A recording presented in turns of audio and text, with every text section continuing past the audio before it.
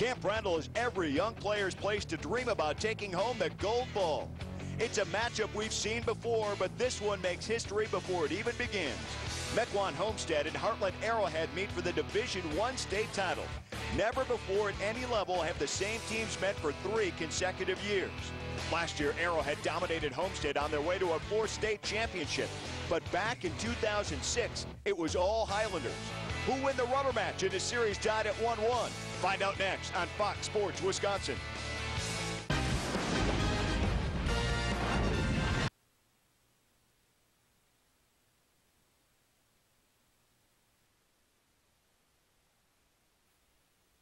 State Capitol in Madison, and just down the street at Camp Randall Stadium, it's Homestead and Arrowhead getting ready to battle one more time. 3 straight times, actually, for the Division I state championship, the finale of our coverage for 2008 here on Fox Sports Wisconsin, alongside Jamie Vanderbilt. I'm Craig Kishon. And yes, if you haven't kept track of the math, you did hear me right. 3 straight times, unprecedented, that the same 2 teams will meet for a championship, and they've split the first 2. What do you look for in the rubber match, if you will? Well, the team that comes out to the quickest start and produces more efficiently is going to have certainly the upper hand. Nerves really shouldn't be an issue because both teams have been here 2 years in a row and now a 3rd year. So it should be a good, fun game. First 2 matches, kind of blowouts, 1 for each team. Hopefully this is a tight 3rd game where the rubber match can be decided. Well, let's see.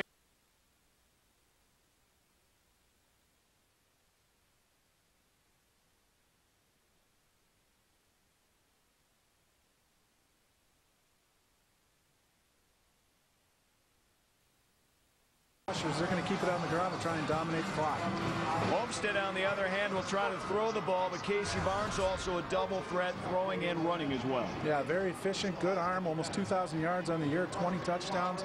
They'll do it through the air to balance it out.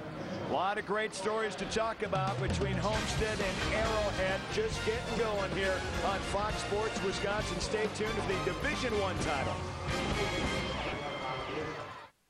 The 2008 WIAA Football Championships on Fox Sports Wisconsin is presented by the Dairy Farm Families of Wisconsin and the Wisconsin Milk Marketing Board. By CHS, resources for enriching lives. And by Wendy's, it's way better than fast food. Camp Randall Stadium lights are on, 4 o'clock in the afternoon.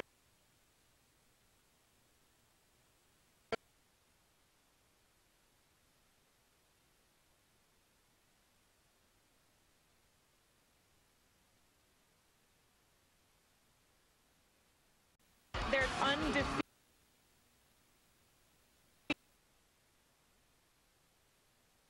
Arrowheads, we'll keep an eye on that with some injuries they've had that we can touch on later. The Homestead from the North Shore, 9-0 as well, undefeated. So both of these teams are coming in wishing to stay undefeated. They are the red and white. An interesting note with them, defensive lineman Shelby Harris is going to play at Wisconsin, so he'll be very familiar with this turf. He absolutely will be. Thanks, Heather. We'll hear from her throughout tonight's telecast here on Fox Sports Wisconsin, and she'll talk to the coaches at halftime as well, and post-game from the winners coming up. The last of 7 division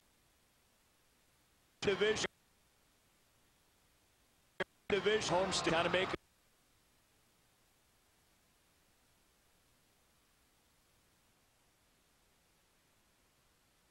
it's actually been one-sided, so we'll see how the 3rd time. Had to kick. Eric Daniels takes it for Homestead on the kick return up over the 20. A drag down from behind at the 26-yard line for Arrowhead. Derek Landish on the special teams tackle, and Homestead will take over on their own 26. Casey Barnes comes out, and we showed you his numbers earlier. Nearly 2,000 yards throwing, 20 touchdowns, only 7 interceptions. Pretty efficient quarterback in how he runs this offense for the Highlanders. We'll have Daniels in the backfield to start out on offense. They'll spread it out. With the throw, pass complete. Mike Collins. Gets things going for the Highlanders, and a look at that front line anchored by Matt Johnson in the middle, the center. And then your backs and receivers along with Daniels. Homestead topped Middleton in the semifinals, 35-21 to get here. Collins, by the way, scored all 5 touchdowns, and he caught today's first pass. On the keeper, it's Barnes. And into Arrowhead territory all the way down to the 45-yard line. A fast start for the Highlanders. Yeah, this is a great play call. Fake the handoff and go the other way. Arrowhead's doesn't have a lot of defenders over there because they only have 1 wide receiver over there and no tight ends. Defense flows to the play fake, and it opens up a big corner to get around.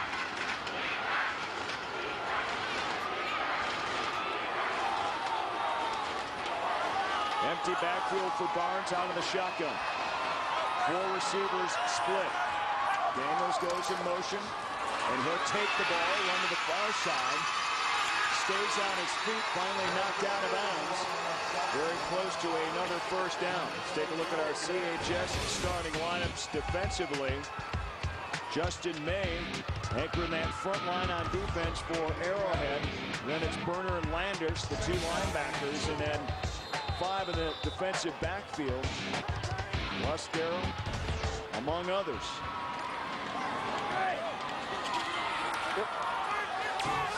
Arrowhead 13-0, Homestead 13-0.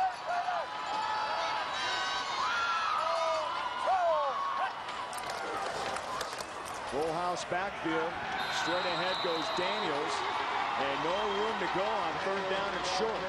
Absolutely not. Excellent penetration by Arrowhead's front 4. Shedding blocks, getting in the backfield. Homestead's trying to catch him off balance with a quick hitter through the hole. First guy through, and Arrowhead responds. 3rd down, about 1 now for the Highlanders. Barnes pitches to the outside. Ryan Brunel. And he'll pick up a first down and move the chains. Simple play. Toss it to the outside. Get him to the edge quick. A couple linemen out in front of him blocking. He doesn't need much. He only needed 1. He picked up 4.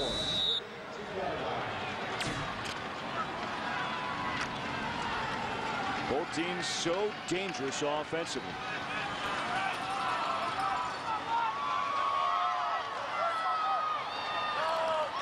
Good look at that spread offense run by the Highlanders. Daniels will take it up to the 30-yard line, gets about 2.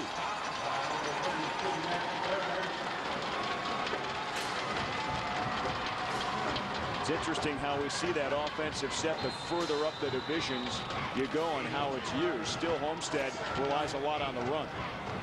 Yeah, you know, the passing game that they have, the ability to pass the ball certainly opens up that running game. And they can do that out of any formation. Arrowhead's got a couple big defensive tackles, got a lot of speed out there to flow to the ball. It's really going to come down to the basics. This time getting the call, Walker. And he gets back to the line of scrimmage. That's about it. Here's the replay towards the top left of your screen. Good job by the linebacker crew and the defensive end shedding those blocks and not giving anything up. Arrowhead doesn't flow to the play fake. That comes with coaching and responsibility football. 3rd down and 8 now for Homestead.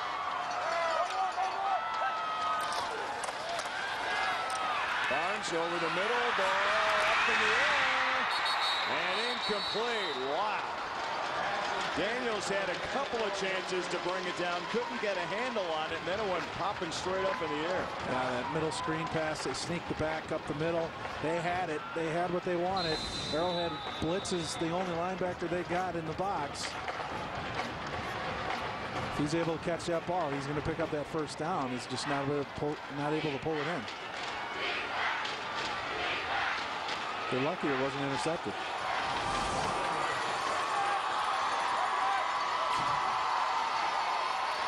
Fourth down. Homestead Homestead's going to go for it from the 30. Barnes looks, throws. Is it complete? It is. Down near the 20-yard line, and it looks like enough for the first down. No.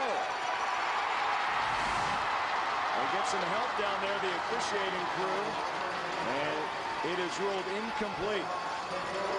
Good call. Definitely good call. Good effort down there by Walker. Ball thrown just a bit short. Arrowhead will take over. Tom Taraska, head coach at Arrowhead. His team has the ball on offense for the first time. No score. First quarter, they stopped the Highlanders on downs here in the Division I state championship game just underway.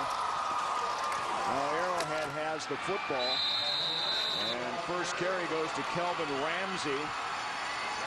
And there's a look at the quarterback, Tom Parrish, and his numbers really relying on his two big running backs, Ramsey and Crook, as we take a look at the CHS starting lineups for Arrowhead on offense. Jason Berner anchoring that front line, and then Cook, Ramsey, Finko in the backfield. Very much relying on the run. Ramsey keeps it. Gets up to the 35-yard line. It'll be third down, about 4. I should say Parrish on the keeper. Option play. The pitch isn't really there. Good stiff arm. Allows them to pick up a couple extra yards, but then they get some help to force them out of bounds, bringing up this 3rd and 5. Strength of this Arrowhead offense, certainly their backs, but that's because of the strong offensive line. Still on his feet, picks up the first down, Brian Crook. That was a big, strong run. He had guys draped on him pretty much at the line of scrimmage, and he wills his way to pick up that first down. Avoids a tackle right there. They won't let go of him. They jump on his back, taking him down any way they can, but not before he picks up the first down. Crook, a junior, 5'10", 176. Tom Parrish, the quarterback. He's also a junior, 6'4", though, good size, 194. And this time it gets stacked up.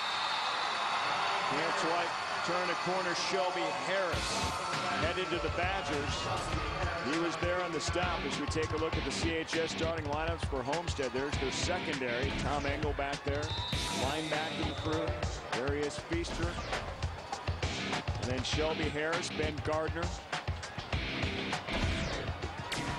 Shelby Harris garners a lot of attention, and Gardner was saying the other day, you know, if he gets double teamed up, it only helps the rest of us. Huge part of the success of that defensive front. Parrish back to pass. Nothing doing. There's Harris again. House of Harris. Good pressure from the right side. Forces Parrish up in the pocket, and Shelby Harris just happens to be the beneficiary of it. But excellent pressure by the defensive end, forcing Parrish to step up. Nobody got out of the rush lanes. Everybody kept their relationship to the rush lanes and each other. Nowhere to go for Parrish. Third down, 15. Parrish straight back, over the middle. This one's caught at the 41-yard line. And a nice job for Arrowhead. That's Russell Finko. He went up in the air and got it. And this ball's thrown on a rope. Excellent protection up front. Not afraid. You know, if you're going across the middle as a receiver, you might as well catch the ball, because you're going to get hit anyway. And he gets hit just as the ball gets there. Good pitch and catch. Russ Finko, a junior. Pulling out a lot of juniors' names for Arrowhead, and here they are back at state. Another big run. Down to the 25-yard line goes Ramsey. I don't know if Ramsey's just that shifty, or if the two guys coming in just absolutely blow by him, but two guys miss opportunities at the line of scrimmage on him. Turns it into a big game. Ramsey is senior, 5'9", 161.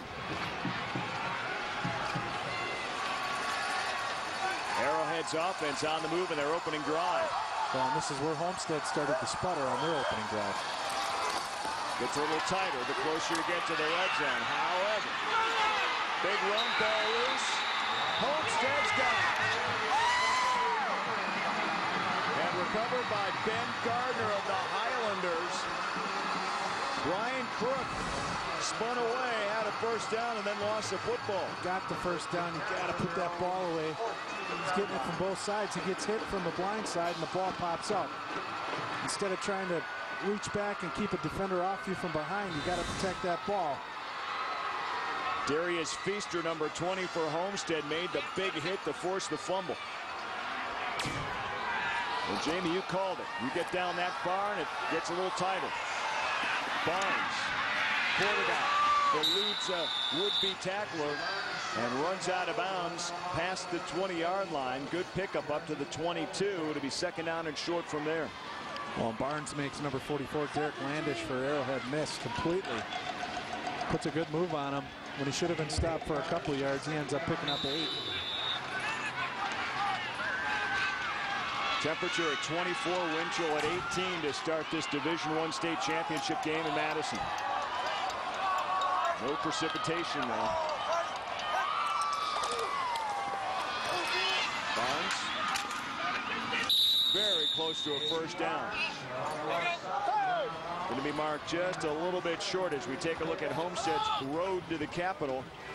It's out West Dallas Hale in level 1, then Milwaukee Marquette. In a close game, Racine Park handled pretty good and then took care of Middleton in the semifinals, 35-21.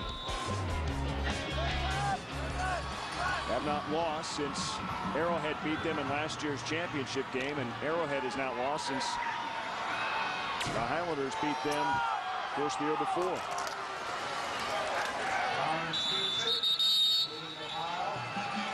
Someone's going to lose this game, though. Someone's going to win this game. So far, they're off to a great start. First quarter, no score. Yeah, I would say that this is definitely the start I think we both expected. Being the rubber match game, both teams trying to come in here. Both are undefeated. As you mentioned, the records you just talked about. Excellent programs, long traditions of winning, good football. Started off to be exactly what we expected. First down run.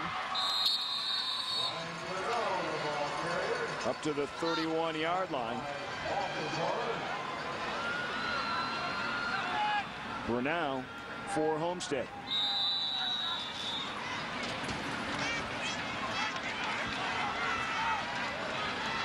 It's amazing when you get to this level, Jamie, the depth at the skill position you see. There's depth at every position. There's just more of a pool to work with.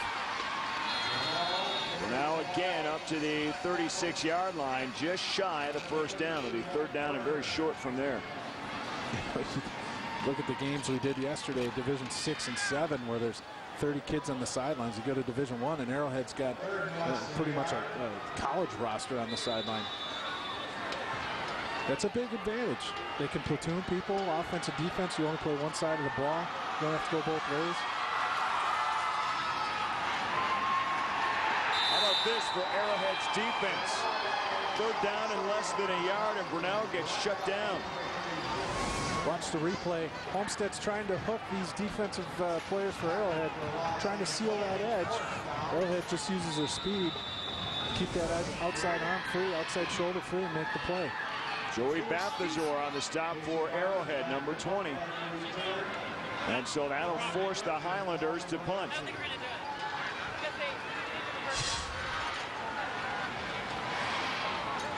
Fourth down, about 3.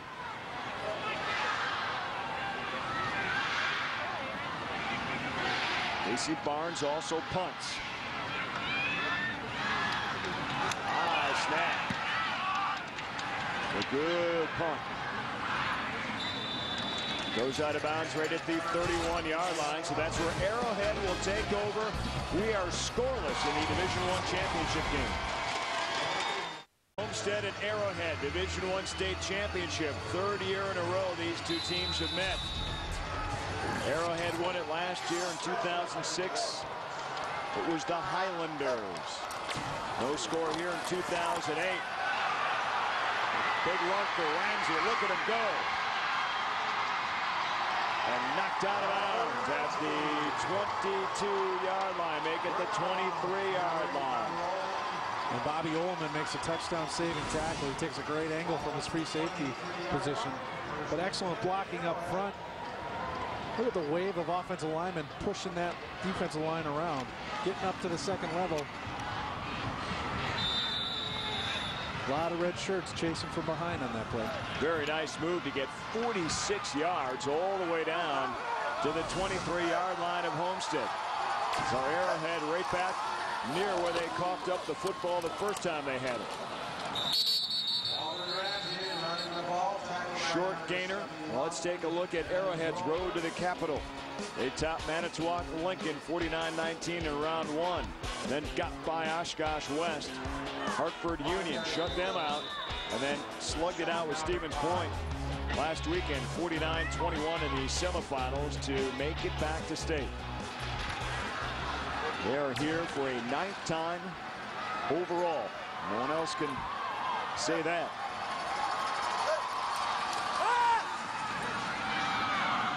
Pass complete. For now, check that Finko.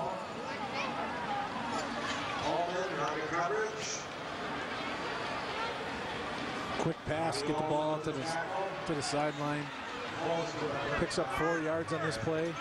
The other thing it does is it keeps Homestead honest. They can't always put 8 guys in the box to stop the run. They got to respect that passing game. We're going to go in with it.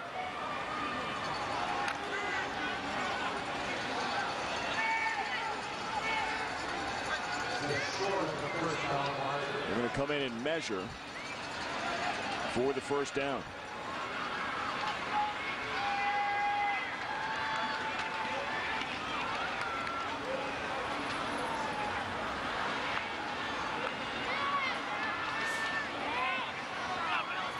And just short.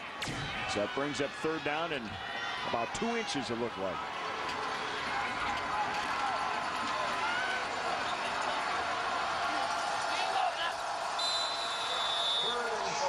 Big spot on the field, though. 13-yard line of Homestead. Should be a false start. There was a Homestead defensive lineman that flinched, but I don't think he ever hit the neutral zone. And it is on the offense. You are correct. Well, how big is that? Inch or two away. Yeah, exactly. Penalties, turnovers. We've talked about it in every game in the last couple days. A lot of times the team that makes the least mistakes, it's playing the most perfect football, is going to win.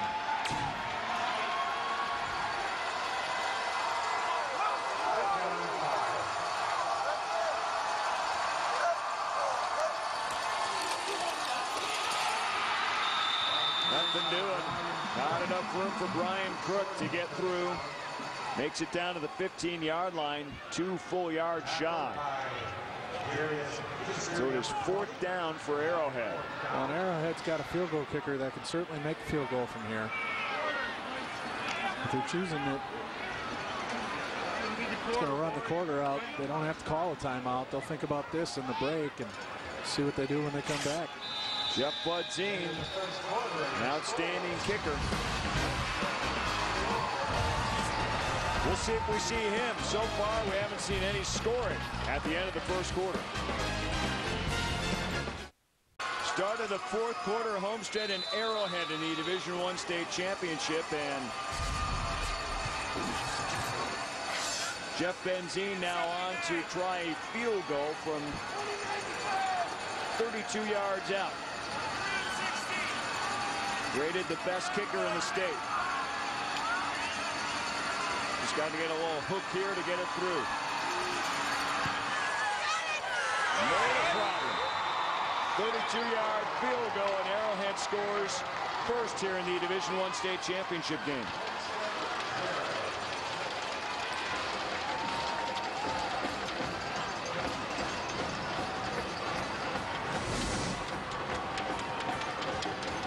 No pressure up the middle. easily within his range, and he puts it right through the middle of the uprights. They put a nice drive together.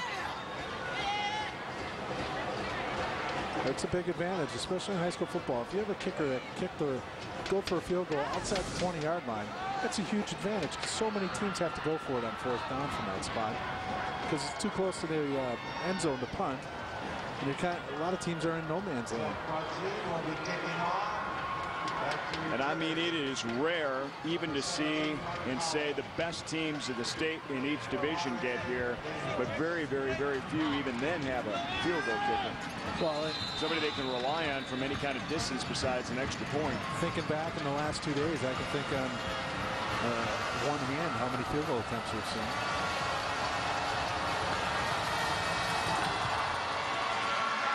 Good strong kickoff. And it's going to be a touchback. So Homestead will take over on their 20. And of course, we intensify the rivalry by the big build-up here for the 3rd straight time these two teams meet for the state championship game. Back in 2006, it was all Highlanders, 35-0. They pitched the surprising shutout of Heartland Arrowhead. Big splash for head coach David Keel, but last year, Arrowhead got some revenge. They decided to wear the red jerseys. The red jerseys have proven to be the winners. They got the convincing victory as well. Now Homestead back in red, but they trail in this game 3-0 early 2nd quarter. Number 47 for Arrowhead, Jeremy Olsniak, comes off his initial block, and he's got an opportunity to stop this pass for no gain, but he forgets to wrap up. All you got to do is wrap up. We're now on the reception. He wrapped up a shoe anyway, had to put his shoe back on.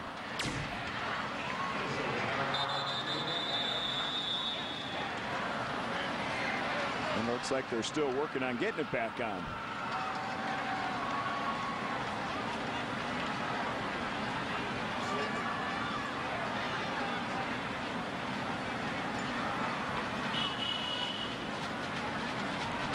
Gene Van Galder, our referee here in Division I, is going to hang it up. Going to retire.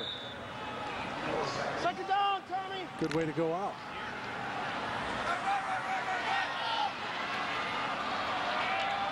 Referees, officials doing an outstanding job throughout the last couple of days. 34 years he's been an official. Wrapped up, thrown down is Eric Daniels. And the Warhawks defense coming alive. Matt Berner on the stop. And Matt reads this perfectly. He doesn't bite on any kind of fake, and he hits the hole, hits it hard, and beats him to the spot. That's where your defensive tackles help out the linebackers by taking up 2 offensive linemen and not allowing that offensive line to get to the 2nd level and take on a linebacker. 3rd down and 5 for Homestead. Barnes out of the shotgun. Throw incomplete. And his receiver, his intended receiver, fell down as tight end out there. Yeah, it looked like their feet got tanked. Pass interference calls throughout the whole day in the other games we've had. This is one where it's pretty clean. Joshua Woodman is tight end, the intended receiver. So that'll force the Highlanders to punt. 10:21 to go here in the 1st half. And the defender has as much right to make a play on the ball as the offensive person. If their feet happen to get tangled up, as long as that guy's not going through the offensive person to make that play, there's no penalty. Over the head of Barnes into the end zone. He's going to try a quick kick, and it's blocked. And it goes out of the end zone. So Arrowhead special teams, and couple that with a bad snap. And they add to their 3-0 lead. It is now 5-0 Arrowhead. Just a high snap.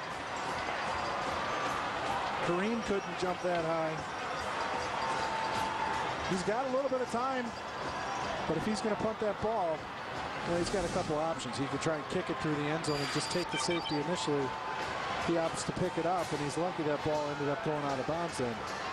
You run the risk of having Arrowhead block it, keep it in play, and then score a touchdown. No question. So a couple of extra points for the Warhawks. It is 5-0.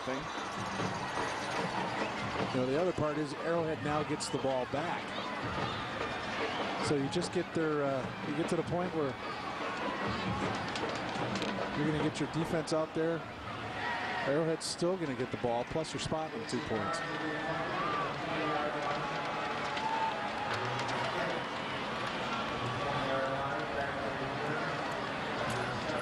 So they'll tee it up at the 20.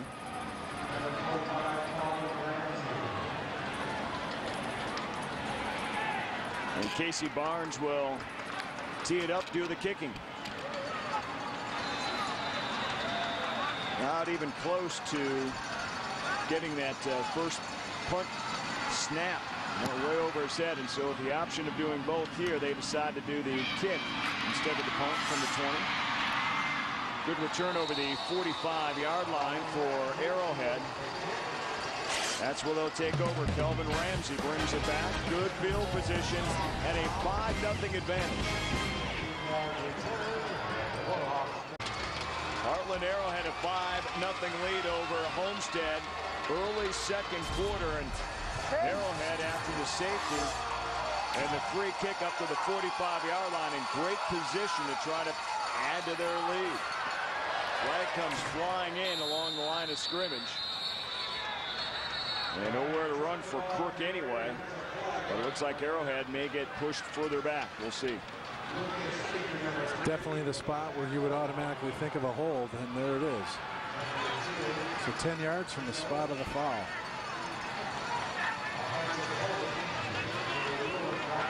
So Homestead looking for a break at this point, maybe caught one there.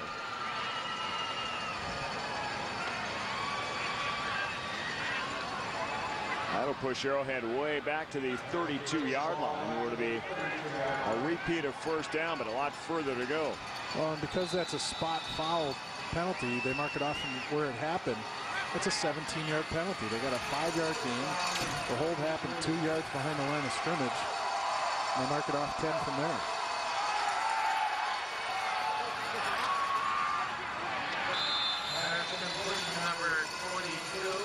That pass complete for Arrowhead to Colin Schrecken. Arrowhead no stranger over the last 15 years. Look at how many times they appear on the map. Few wins early and then 4 consecutive losses until they beat Homestead last year 31-7. They have appeared now a record 9th time here at Camp Randall.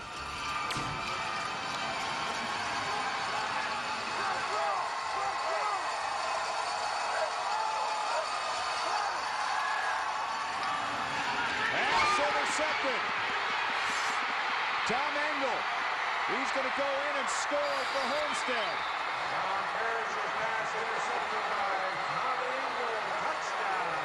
And how about Tom Engel? Separated his shoulder in the second round of the playoffs and makes a strong comeback here in the championship game with the interception return for a touchdown. Oh, that's a great read on the ball. The receiver falls down. Number 22, Colin Schreck. Parrish's throw is good. Yeah, actually, it's thrown behind him. Great play on the ball, great break, and there's nobody to stop him. So instead of, you know, this whole first part of the game has been momentum Arrowhead. They get a field goal, they get a safety. Feel like the momentum swinging their way. Just like that, Homestead takes it right back. And the lead. Extra point by Matt Stern is good. Check that, Mike Scow. Here's that play again, plenty of time. Ball's just thrown to the backside of the receiver's shoulder. It's thrown to the long shoulder. He tries to cut back to it. He loses his feet. Typically in that situation, you're going to see the receiver become the defender and break that play up. It's tough to do that when you're on your back. 7-5. And how big was that holding penalty? Yeah. Forcing Arrowhead into a first and long into a passing situation. First and long, second down, they throw that interception. So that's a 17-yard penalty. You can certainly read more into it and say that they would have called something else on 2nd and 5 versus 2nd and 15.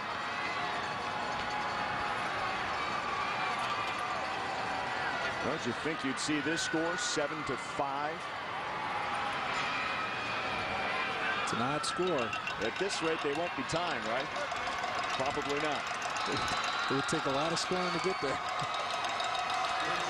Oh, we could have one more safety. That's simple math. Yeah. Well, I'm a simple guy.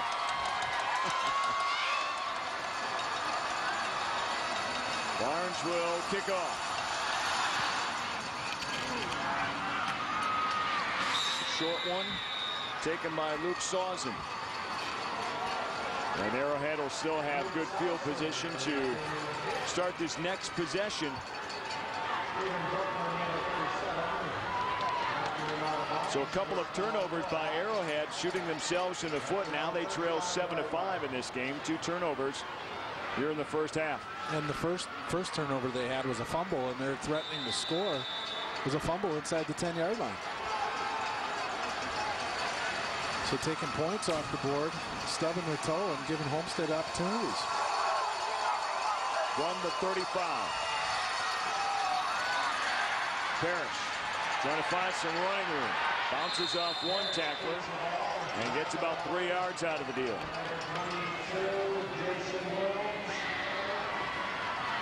Jason Wilms with the tackle. Watch Homestead just fold to the ball. Nobody gets picked off. Missed tackle there, but not a lot of damage. I mean, they're able to keep him in check, keep him for a short gain. It's a long way to run for 3 yards. Boy, it sure is. And a big push at the end. 2nd down and 7.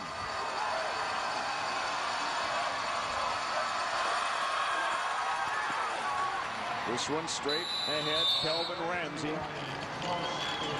getting closer to a first down. It's going to be about a yard short. 3rd down and 1 for Arrowhead. Very versatile, quick play offense we've seen out of Arrowhead. That's how they have gone 13-0 this season. Very efficient.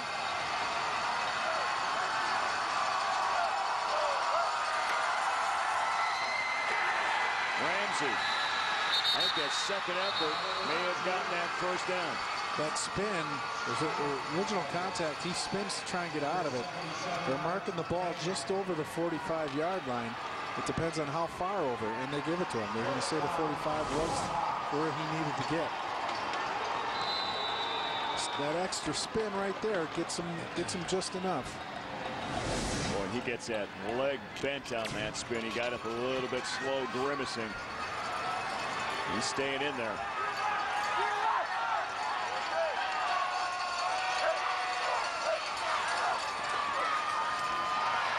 Pitch back, and I'll tell you what, Islanders all over that. Yeah, there wasn't a lot of daylight on that play period, but Parrish seemed to pitch that ball a little too quick. He's got to force that defensive player to make a decision. You know, if he cuts that up and in, he's got a chance. Instead, he puts his running back out on an island when he pitches it to him, and there's nowhere to go. Not to say even if he turns it up, there's any room, because Homestead's flown to the ball. Loss of 3. As we look at the rushing comparison by Cook and Ramsey. They are used to churning up some big numbers, but I'll tell you what, it's going to be rough going. Ramsey again tackled, and I'm telling you what, Jamie, this guy is slow to get up again. I want to think about giving him a blow. He's getting hit pretty good right now, and they keep going back to him. But Homestead's defense certainly playing with a much better sense of urgency than they did, at least through the first quarter and into the second quarter. That turnover, that interception for a touchdown, has really fired this team up. 3rd down comparisons. Arrowhead 3 out of 4 so far. 3rd down and long here. Pass incomplete. Arrowhead will have to punt. That's a good series for Homestead. Good protection up front. There's going to be some late pressure. Hit just as he's throwing it, but the ball's thrown high. And the reaction from Tom Parrish, the quarterback. Now let's watch this. Set to punt. Pretty good average. Let's watch this snap too, because the last time Arrowhead punted, they had a high snap as well. And a timeout called by Homestead. They lead at 7-5. Second quarter. It's 7-5 over Arrowhead. 6:29 to go in the second quarter. The Warhawks forced to punt. Jeff Budzine set to do the duties. Wobbly punt. Takes an Arrowhead roll all the way down to the 20, all the way down to the 19-yard line where it is down. So Homestead takes over from there. Casey Barnes, the quarterback. For more on him, let's go down to Heather Van Person. Thanks, Craig. Yeah, you guys have all been seeing what he can do as a quarterback and a punter and a kicker. But what people may not know about him is that he will graduate as a multiple sport athlete with 12 varsity letters. He's actually played 4 years of varsity for 4 different sports: football, golf, baseball, and basketball. And of course, a lot of teams have multi-sport athletes, but 12 varsity letters when you graduate, you know, that's not too bad either. Too shabby at all. Kind of Jamie Vanderbilt territory, I think. I don't recall. You don't recall? Barnes showing off the arm. And it's picked up. Arrowhead's got the football. Chris Pendergast on the interception. And he got in there just in time. Barnes was looking for Mike Collins. Ball's thrown up to grabs. Thrown into double coverage. He's beat. And then the coverage is beat initially, but ball takes too long to get there. Allows Arrowhead to catch back up and make a great play on it. If I'm Casey Barnes, I need my receiver to come and help me out a little bit on that and at least break it up.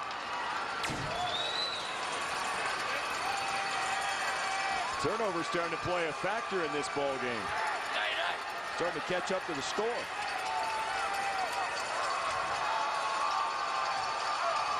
I don't know if you call this a grinder or what you call this game, because there's a lot of fast action, a lot of big plays, low scoring though. And some penalties to boot. Boy, hard hitting. Flag in on the play. And that flag came in from the back, Judge, so that came a long way. And that's going to be a hold. Arrowhead again, given a great opportunity on the interception, he's going to stub their toe and take a 10-yard hit.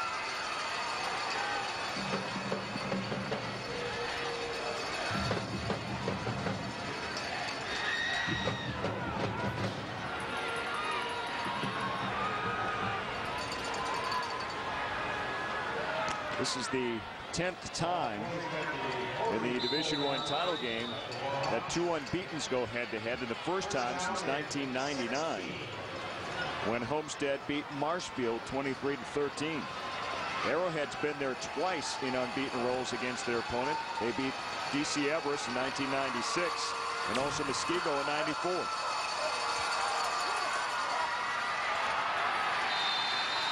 So classic matchup number 10 and nowhere to run for Crook. Number 77 for Homestead, Benjamin Wichman, makes a great play. Avoids a block, gets upfield, gets a lot of penetration, forcing this ball to be turned back inside. By the time Arrowhead knows what's going on, Homestead's there to make the play.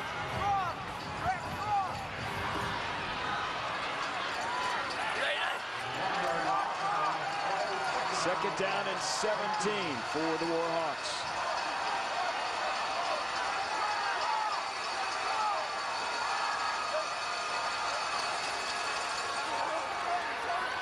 This time on the keeper is Parrish. Up to midfield. 3rd down and 10. We're back to the original spot where this series started, there on the 50-yard line.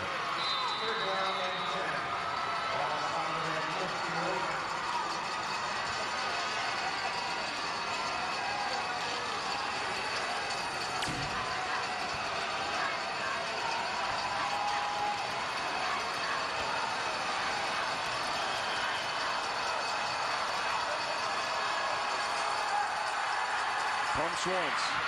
Now rolls to his left. Lets it fly downfield, and this one is incomplete, out of bounds. Tom Engel already has 1 interception. Got his hand on that football. Tough throw to make. Rolling left with the right-handed quarterback. Rolling left is definitely a hard throw, and especially when he's trying to throw 30 yards downfield. Excellent pressure up front. Forces him out of the pocket. And good coverage. Homestead's playing good responsibility football. Everybody's where they're supposed to be. So the interception doesn't look like it's going to hurt him.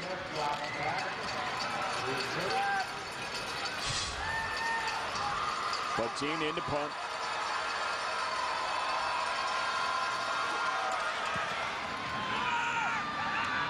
Fair catch at the 17-yard line for the Highlanders. Coy Smith. He's a junior. And now the offense will come on the field, led of course by Casey Barnes. No offensive touchdowns so far in the first half of this game. 4:04 to go in the second quarter. Homestead scored their touchdown on a interception return by Tom Engel. And Arrowhead is a field goal by Badzine and a safety against Homestead on a bad snap on a punt attempt. Eric Daniels tripped up.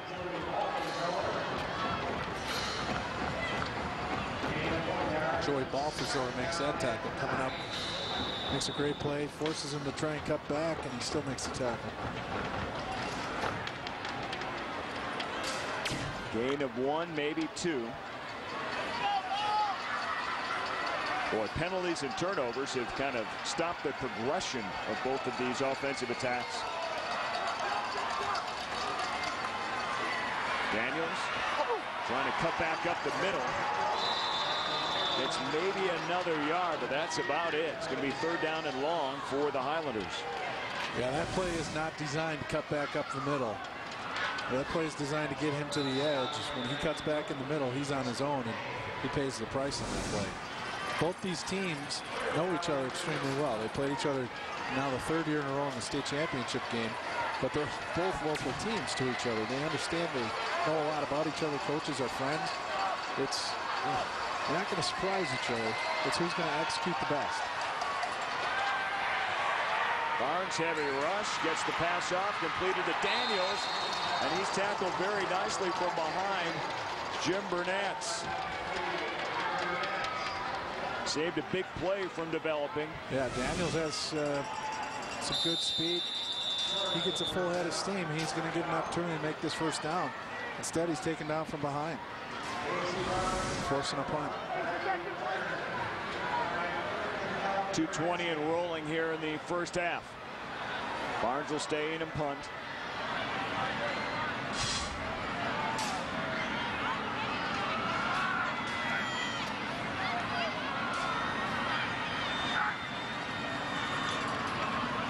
Good snap this time. Pretty good punt. Dropped, picked up, ball still loose. He's got it.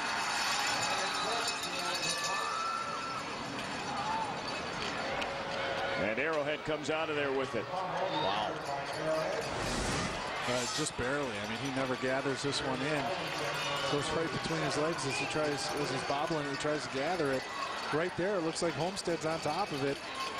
Jeremy Olenzak, how did he come out of there with that football? Right place, right time. Good awareness. So from the 39-yard line, Arrowhead takes over. 1:51 to go here in the first half. Really, Craig, since that interception return for a touchdown, Arrowhead's offense has not done anything in 2 series. This being the 3rd. They've had penalties. They've stubbed their toe a couple times, been forced to punt it. When in the first quarter, their offense dominated Homestead's defense.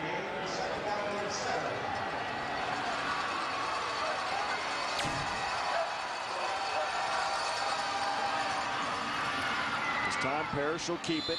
Bosses to 45. Still shy of the first down. 1:10 and counting, first half.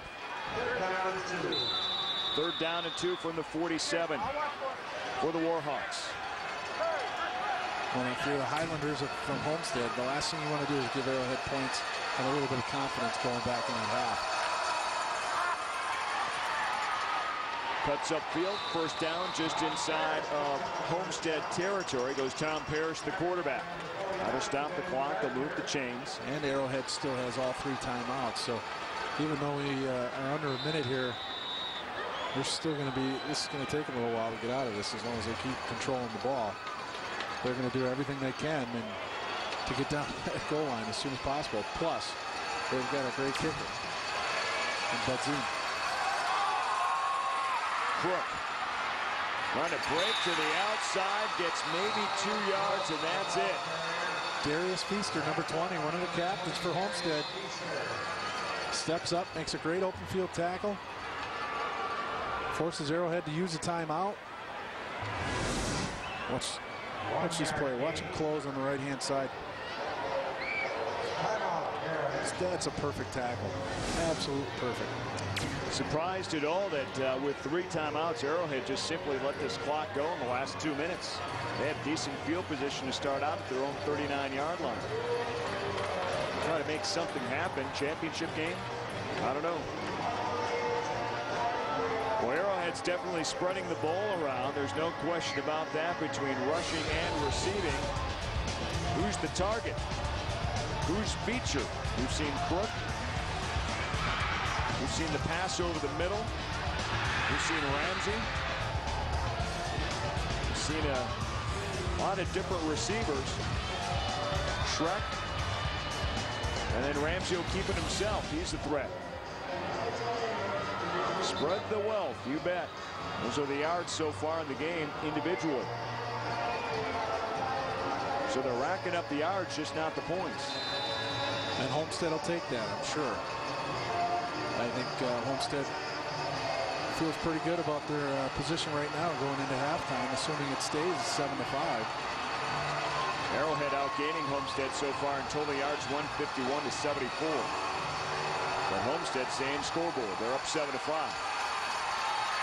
Crook. Really nowhere to go on 2nd down. 23 seconds to go. Another timeout on the field used by Arrowhead. That's their 2nd one left. And there's a noticeable difference in the tempo that Homestead's defense is playing at. First few series of the game, they were getting pushed off the ball. They were getting driven back. Able to force a fumble down towards the 10-yard line to stop Arrowhead's first drive. But now since that touchdown, interception for a touchdown, they've just been flying around, making plays. Nothing's been easy for Arrowhead's offense.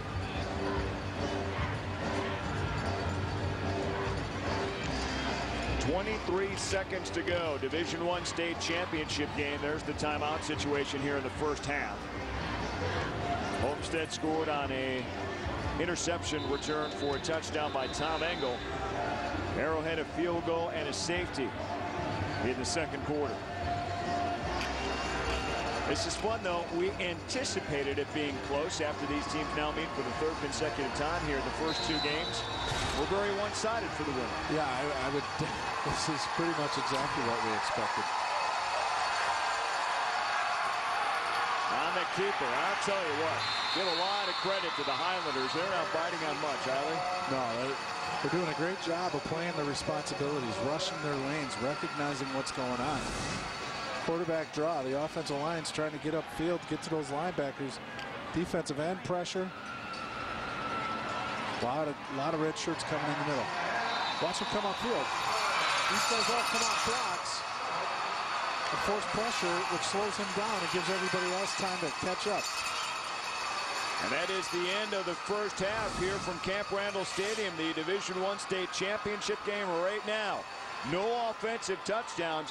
Homestead leads Arrowhead 7-5. We're coming back. We're going to hear from both coaches here during the break. Stay with us. Homestead leads Arrowhead in a close game 7-5. To be a better athlete, you need to train like one, and there's a place in Waukesha called Next Level, where middle school, high school, college, and even pro athletes train to be better athletes under the direction and tutelage of strength and conditioning coach Brad Arnett and his staff. Brad has chained the likes of All-American left tackle and current Cleveland Brown Joe Thomas, former Badger and current Detroit Lion Brian Calhoun, and former Milwaukee Buck and current Portland Trailblazer Joe Prisbilla. As you can see, this isn't your typical health club, but a special place where athletes go to get to the next level. Here's a segment which will give you a little closer look inside. Next Level is a pro performance center. It's 20,000 square feet. Back at Camp Randall Stadium for the third consecutive year, Homestead and Arrowhead battling out for the Division I state championship. But unlike the previous two, this one close, especially here at the break. We're at 7-5 Homestead right now. And we expected this, Jamie, going in, though, didn't we? Yeah, I think we expected to be a little cleaner, but certainly a close game. 7-5 at halftime. I don't know if anybody would have predicted that with these two powerful offenses, but we'll take it. It's been a good battle back and forth. We talked about the offenses so far. Neither has produced a touchdown, but team got a field goal for Arrowhead early, and then a poor snap for Homestead on the punt, and then the block in the end zone. It goes out through. 2 more points. It was 5-0 Arrowhead at that point, but then Engel steps up and gets the interception return for a touchdown. And this is where the whole game changed. At this point, Homestead's defense hadn't done anything. Arrowhead had dominated. It's almost like they switched at that point. Arrowhead dominating the ground attack right now, 125 yards to 57 for Homestead. Otherwise, things pretty easy, even for the most part. Homestead's offense just not getting into full gear at this point. Let's go down now and join Heather, who's with head coach Tom Taraska. All right, Coach, this game is anticipated as being a close battle, but it's been a defensive battle so far. How surprising is that to you? Not really. I thought that they had a good defense, and we felt we had a great defense. So playing both football teams, they've played great defense all day, and we've tried to be good on our side too. So it's kind of a flip. Both defenses have dominated, and that's kind of what can happen in the first half of a close game.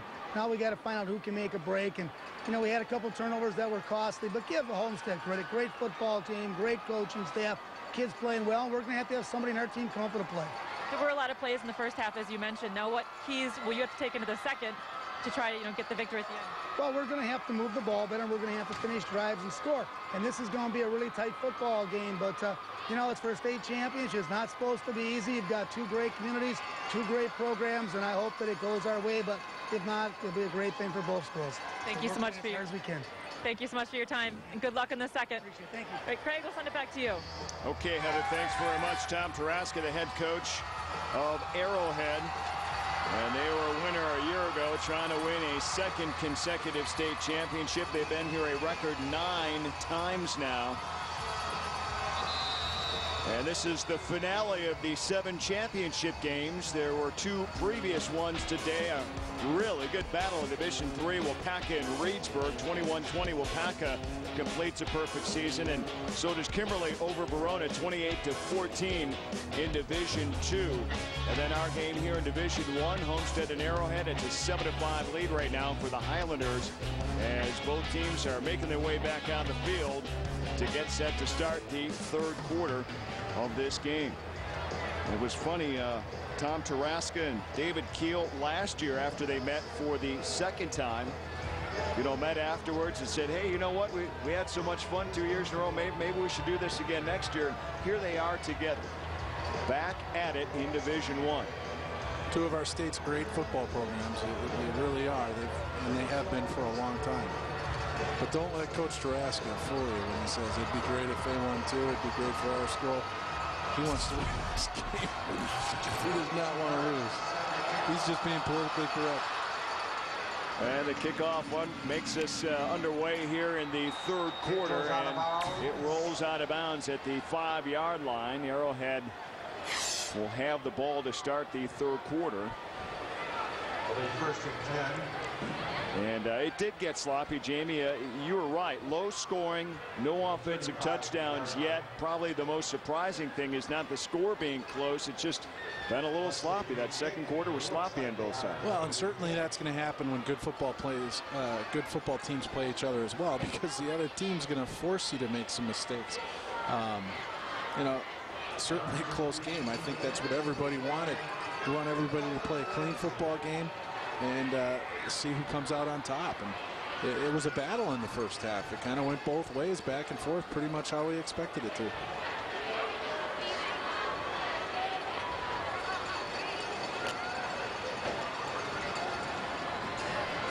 So the ball goes out of bounds, and Arrowhead will take the option of having a re-kick 5 yards back to the 35. So they'll try it again. They'd like to set up a nice return. Barnes, a swibbler, taken at the 35. Big hit at the 40-yard line, and that's where Arrowhead will take over. Jeremy Olenzak on the return, and he got hit hard and comes out there holding his left shoulder. Ryan Grieve, number 9 for Homestead, and then Kirk Kaufman, number 53, put a tattoo on him. They hit him pretty good. Hopefully he's all right and he'll be able to come back in. But or being the up man meant a full head of steam. Here's the shot.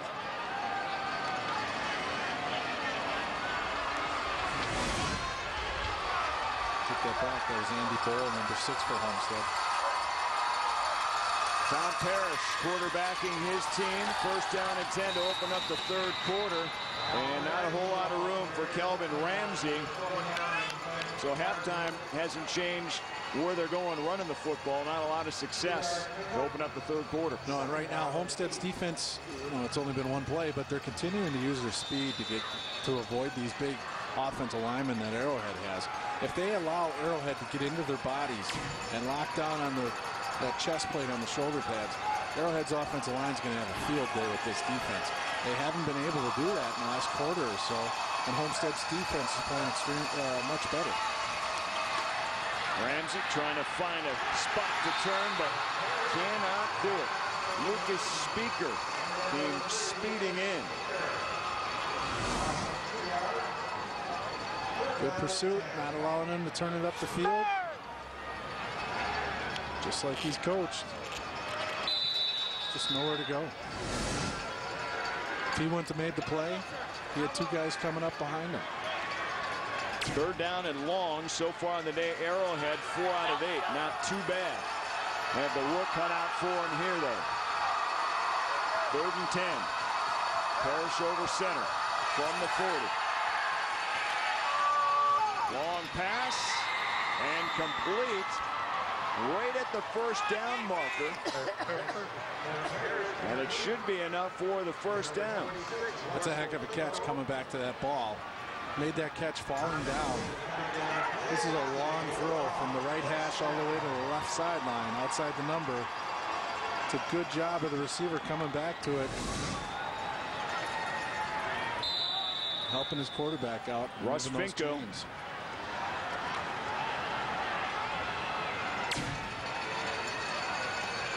Arrowhead has had some success rushing. Now they have 125 yards on the ground, but surprisingly, it really hasn't gotten them anywhere. I think anybody would take that in the first half, those kind of numbers. Pitch back Ramsey. But things like that happen. And once again, Speaker and also Pelsick for Homestead. Yeah, and that pitch, it's got to be smoother. You got to sell this more. You can't pitch it when the defensive guy's 5 yards, or excuse me, 4 or 5 feet away from you. You got to do it at the very last second. Otherwise, this is exactly what happens. You can't ask that pitch back to beat 2 guys. You can ask him to beat 1, but you got to sell that. You got to sell that quarterback. You got to sell that fake much harder. Loss of 2, second and 12. And maybe Crook got a yard back. It's going to be third down and long for Arrowhead.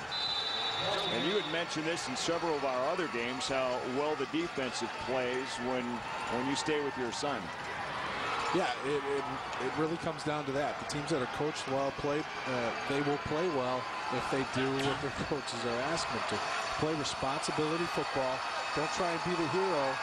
If everybody does what they're supposed to, the whole team is successful. Ramsey lets it fly, and it falls incomplete. It was up for grabs, and a good effort out there for Finko, but to no avail. Can't bring it in. Well, and to finish that thought, here as we see this replay, it's a jump ball. Nobody's able to come down with it. To finish that thought on responsibility football from a defensive perspective, when you're playing an option team or a team that runs a lot of option, it's extremely important. Should have a man for the quarterback, a man for the pitch man. Shouldn't bite on any fakes. And if you play responsibility football, do your assignment, you should be able to handle it.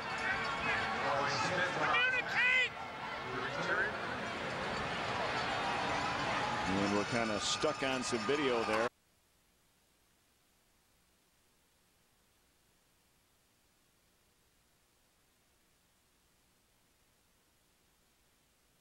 On to 15. They'll mark it at the 13 when we come back. It's going to be Highlander football. They have a 7-5 lead here in the third quarter.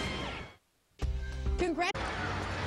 Well, you can hear having some video trouble right now here in Fox Sports Wisconsin, but third quarter of our Division I state championship game between Homestead and Arrowhead, and Homestead has the ball back to their 13-yard line, first down and 10. 8:48 to go in the third quarter, and the handoff goes to Eric Daniels, and he plunges ahead for about 4, maybe 5 yards up towards the 18-yard line. And a tough 4 yards. You know, it's fun watching these two defenses because all the rushing yards are tough to come by.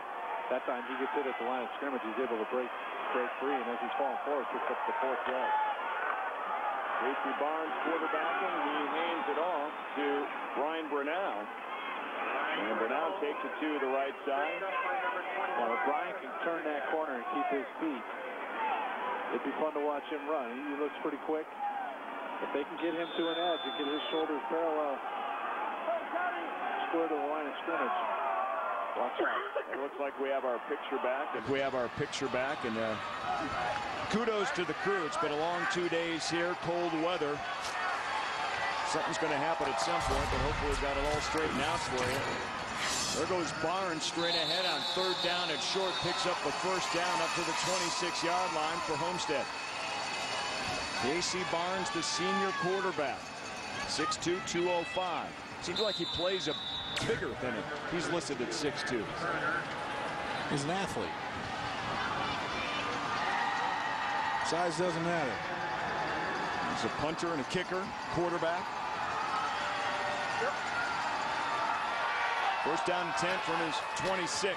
Brunel gets the call again. And he's able to get out and turn that corner the last couple of carries and takes it all the way up to the 33-yard line. Good pickup of about 6 yards. Well, we saw flashes of this type of offense in the first half where they could get 5 yards at a pop. Can they do it consistently? Can they do it long enough to put the ball in the end zone? We haven't seen it yet. But they've started with this first drive here in the third quarter offensively very well. Now again, first down. They've got something cooking here on the ground in the third quarter. And I don't know if it's just by chance, but they seem to be picking on the right side of the Arrowhead defense, or the left side of the Arrowhead defense, the right side of Homestead's offense. They're trying to get that corner. I don't know if they're trying to set something up or if they really think they need to get to that edge, but it's paying off.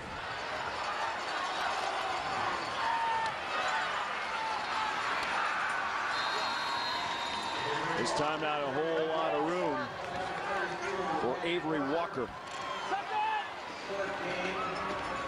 Maybe a yard. Third down and 9. Or I should say second down and 9. He paid the price for that yard. He got hit by 3 Warhawks. They flowed well to the ball, got off the blocks.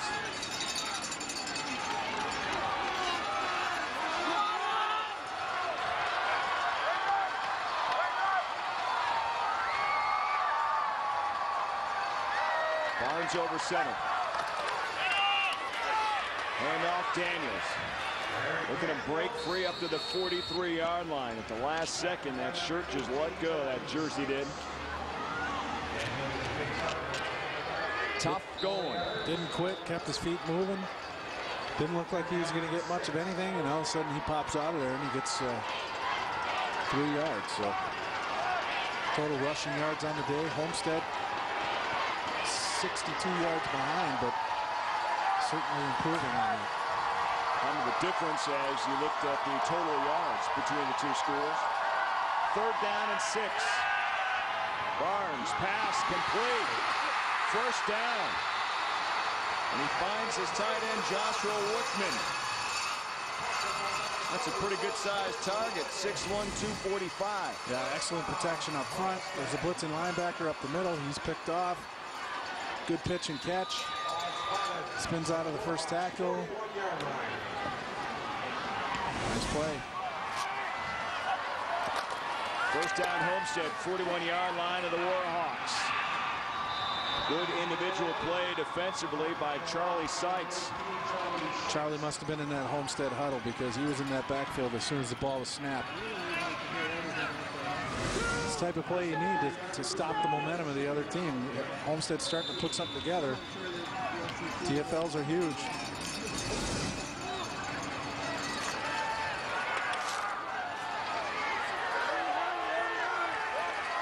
Loss at 3, 2nd down and 13. Barnes out of the shotgun.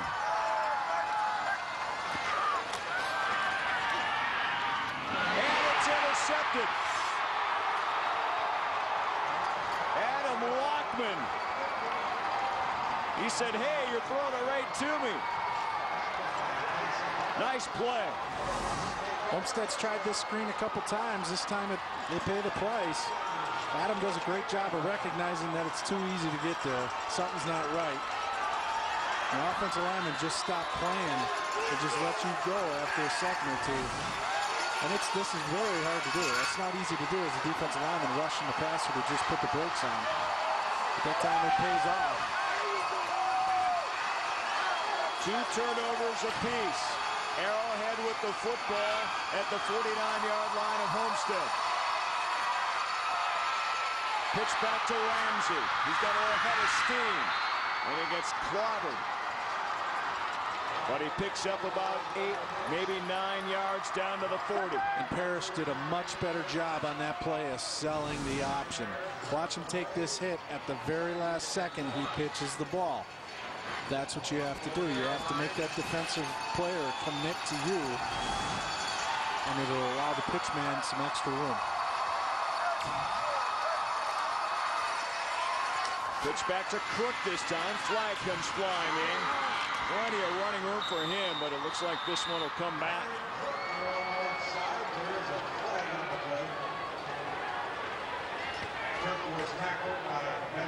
Seems that way. Arrowhead seems to be walking backwards. There's the official. Holding against Arrowhead. And this is what the Warhawks kept shooting themselves in the foot with in that 2nd quarter. What'd you get there, Jamie? Did you see? Is it Brad Fisher, 74? Seems to be who they were looking at. Didn't quite see enough of it there. But again, you get some things going. You get a turnover just like Homestead did in the first half. It's switching the momentum. Stub your toe with a holding call. 2nd down and 11 from the spot. Another pitch back, Crook. And he gets back to the original line of scrimmage, which is the 49-yard line of Homestead. It's going to be 3rd down from there. Yeah, the penalties really came back to bite Arrowhead, especially in that 2nd quarter. They've got 4 penalties for 37 yards. They've had a couple big holding calls. I believe 3 holding calls. It's hard to bounce back from. When you're playing a good team, it's hard enough to beat just the team, let alone yourself when you're making mistakes. Good point.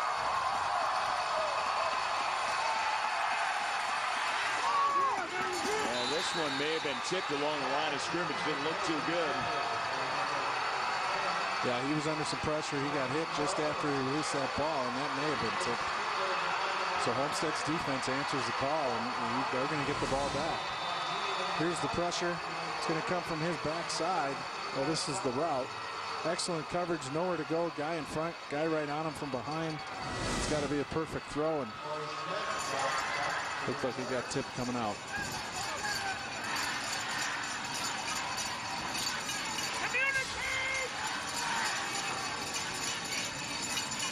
Jeff Budzine into punt.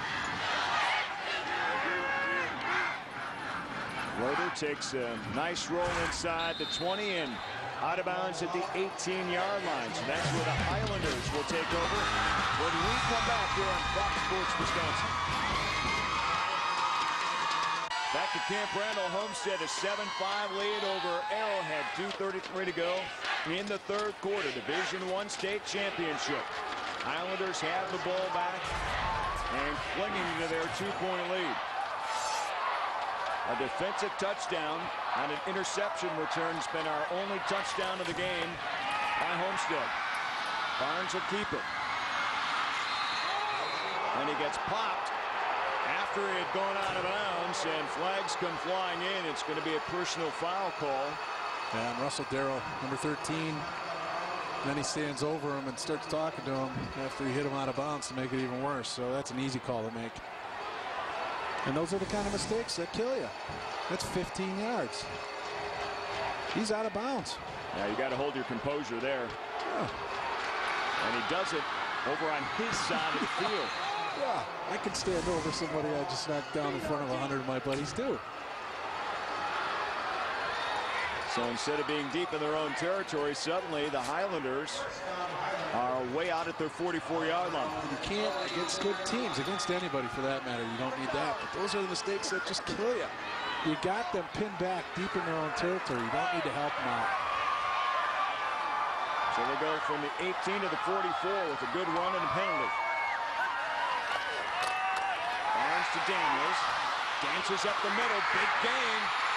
Another first down for Homestead to the 42-yard line. Well, Daniels is fun to watch. He's never done running until he's on the ground. He's wrapped up in the backfield around the legs. He scoots out of it. Great part here, that offensive line is sustaining those blocks for a long time on the second level to allow him to get this first down. It's a big, tough run. Nice job by the whole front. 14-yard pickup.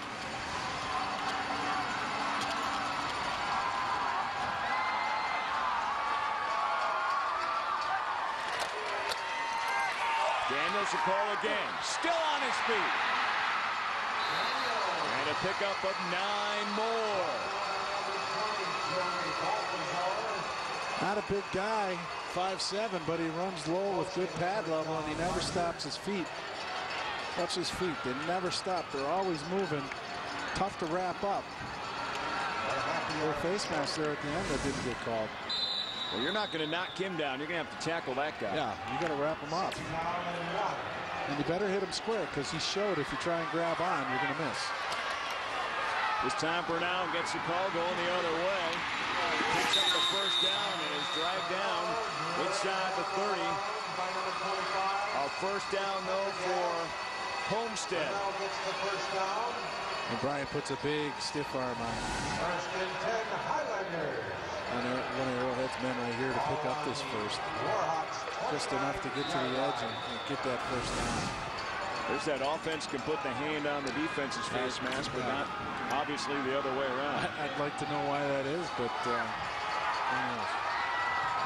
You get on that. That's an all-levels thing, though. We talked about that earlier today. Well, now, big hole. And he plunges ahead to the 22-yard line. Good pickup on a first down run. Arrowhead's reeling right now defensively. Everything Homestead's trying to do offensively is working for at least 7, 8, 9 yards. 7 yards on the carry, second down and 3. Two 13-0 teams unbeaten coming into the state championship. Something's got to give. It's a 7-5 ball game here late in the third quarter.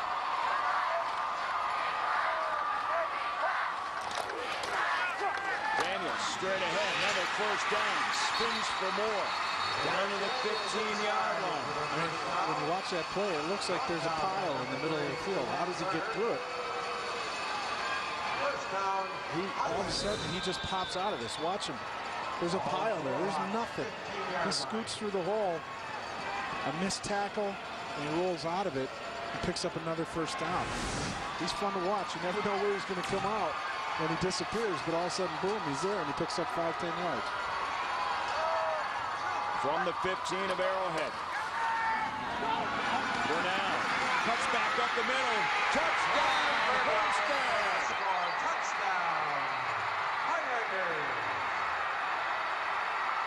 Dominant drive. Well, that's a statement kind of drive. It started at their 18. Their quarterback Barnes had a big run, then the penalty, and then the running backs take over.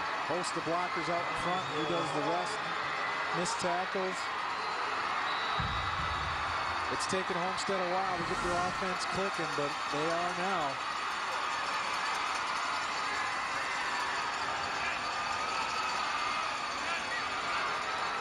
That's turned for the extra point, and it is blocked. Boy, how big is that? It's an 8-point game. It's a touchdown and 2-point conversion now versus a 2-score game. That's a big block. Let's take another look at the touchdown run by Eric Daniels. Watch this play. There's going to be a huge hole. He's got a lead blocker and a guard pulling from the backside. He'll open up a big hole. Cut it right back inside. Now that's Brunel. I'm sorry, I said Eric Daniels. Now here's the block extra point. This is what you can't happen. You have a great offensive drive, and then you don't even get an arm on him. And actually, it was the guy off the edge didn't even block it. Somebody in the middle. 7 plays, 82 yards. That's a huge. Well, I tell you what, it's in this game, 13-5. There isn't a lot of scoring going on. It's a 1-score game still. It could have been a 2-score game, and that is a whole lot different. And with 26 seconds to go in the third quarter, who would have thought or ever predicted that was your first offensive touchdown by either team of this Division I state championship to come this late in the game? In a defensive battle, both defenses have played very well. Offenses have had their moments.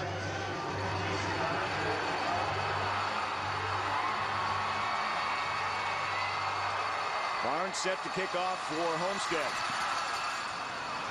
Another low liner.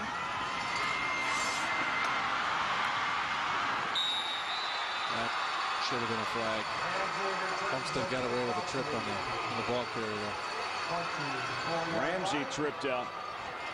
I guess you can do that. I apologize. 37, Stephen Brooklyn. And number 8, Bobby Ullman with the tackle. First and 10, Warhawks. Take a look at this. Arrowhead producing a lot in their first 2 drives of the game. Their last 6, however, stymied by the Highlander defense. And I mean big time. 6 drives and only 24 yards. Yeah, and what's the difference? That third drive, they threw an interception that was returned for a touchdown. Since then, they've been shut down. Pass complete. Very close to a first down. That one caught out there by Russell Finko. That'll be the end of the third quarter here at Camp Randall. Arrowhead will have it at their own 33-yard line. They'll switch sides, and it'll be second down and 1. The running game got going for Homestead. We've seen it all so far in the Division I championship game. WIAA Football Championships on Fox Sports Wisconsin is presented by the University of Wisconsin Parkside, celebrating 40 years of creating bright futures for Wisconsin, and by Farmers Insurance. To find an agent near you, call 1-800-FARMERS. Well, they're big time pumped up, ready to go for the fourth quarter, the final 12 minutes. At least a 13-5 game in the Division I state championship. Homestead leading Arrowhead. This has been a classic so far. Arrowhead with the ball back. Deep downfield. A collision, and the ball falls incomplete. He was looking down there for Finkel, Tom Parrish was. And good coverage out there by Tom Engel. Well, this ball's up for grabs. Tom Engel, number 2 for Homestead's got an opportunity to catch it too, and Finkel ends up breaking that up. Otherwise, that's an interception going the other way. Big collision up in the air.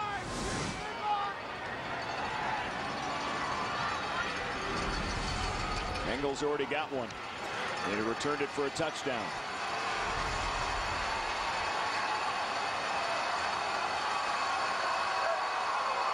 Third down and short. And now the keeper, Parrish, picks up the first down up to the 37-yard line for the Warhawks.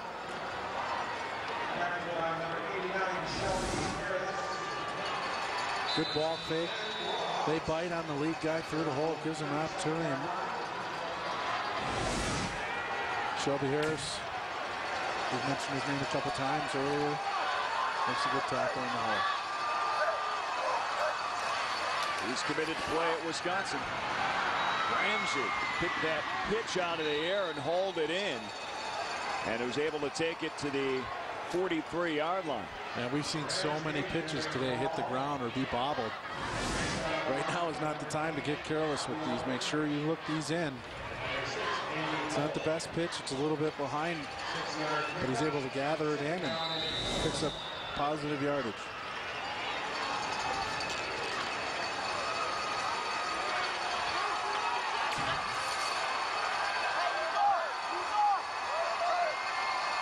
Second down, 4.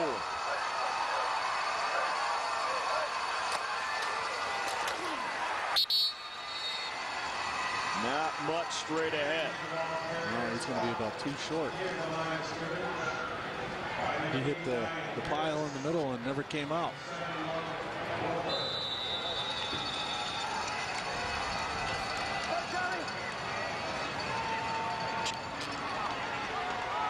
Rushing yards by half. Check it out.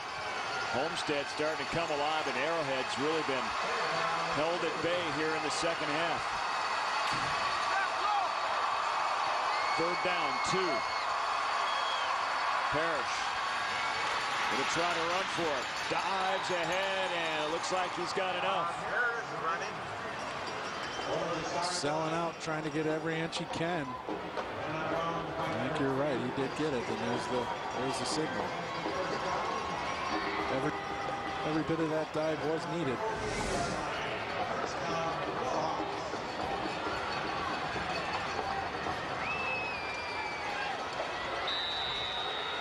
It's a foot race to that pylon. In this case, that first down marker.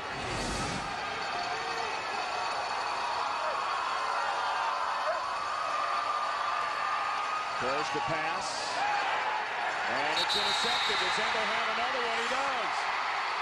Wow, Tom Engel, his second interception of the game.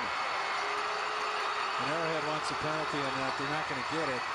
Tough throw to make in between 3 defenders. It better be on a line, and it better be perfect. And he just reaches right around him and takes it. Here's another angle. Hopefully we can get a better view. He's playing the ball. In my book, unless something happened prior to that, that's clean. The defender also has the opportunity to play the ball. The contact, a little bump there, doesn't matter. How about a championship game performance by Engel? Separated his shoulder in the second round of the playoffs. Showing no signs here in this title game. He's already returned one for a touchdown. Picks up a big one here. His second one in the fourth quarter. Yeah, and his time now becomes important now that we're in the fourth quarter. And Arrowhead's down 8 points. And if they're starting to move the ball in that offensive series, it's a huge turnaround. And Homestead's last offensive series, they dominated that drive and put the ball in the end zone for the first time. Daniels picked up 3, second down and 7 for Homestead.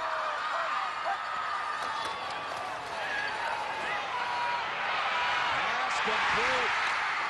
And he finds him again, Joshua Whitman. He's become a nice primary target for Casey Barnes. Yeah, he's made a couple nice big catches at key opportune moments. He pump fakes to him. They bite on it, and it leaves them wide open. Now you got to catch up. Good blocking up front. Plenty of time. He rolls out slightly. All you got to do is run under that one and make sure you hold on.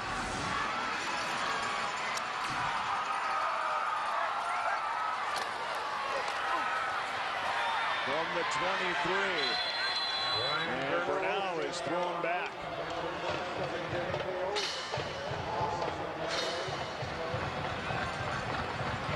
Maybe a yard loss. Or maybe just back to the line of scrimmage. It'll be second down and 10. How big is this drive right now for Homestead with an 8-point lead? Getting any kind of points really stretches this game out the way things are going and as well as their defense is playing.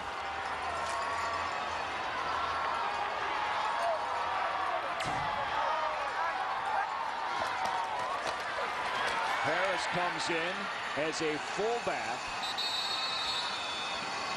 And we were told we would see this in short yardage situations, but he's back there at second down and 10.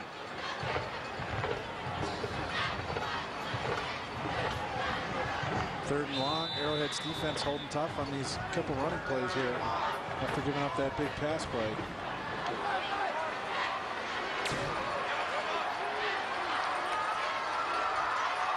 Shelby Harris to the right in the backfield.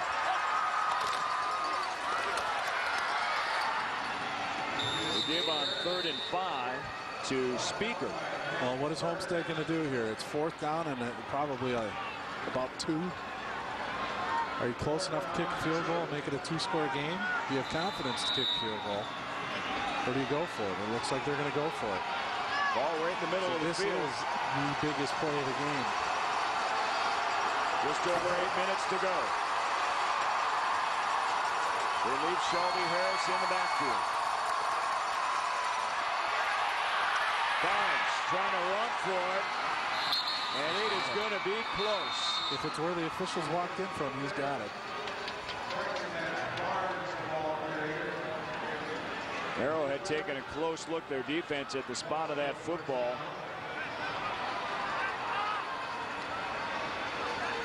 They're going to bring it out for a measure. It is going to be close enough to measure, no doubt about it.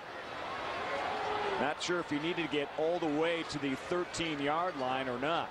Yeah, the flags, if you go off the flags that are laying on the ground, he's got it. Let's see what the chains say. First down. I'll tell you what, they ran Shelby Harris as a fullback in that backfield all 3 plays, and they went his way on that 4th down run.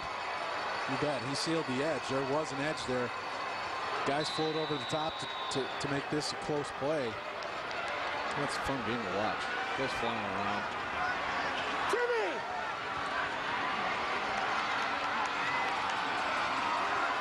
I say, you know what? It worked. Short yardage situation means short field. We'll keep him in there. Now they just need to wrap up. Speaker does Arrowhead, and they do just that. But having Shelby Harris in that backfield, good article in the Journal Sentinel, feature story on him. Told the story of when he was a freshman coming in, size 16, shoes kind of clumsy, wore big glasses underneath his helmet, and since then he's gained 40 pounds. Shoe size goes up to 18. He's got contacts now, and he's going to have a full scholarship to be a Badger next year. Not a bad deal. Not a bad deal. It's fun when you grow into yourself.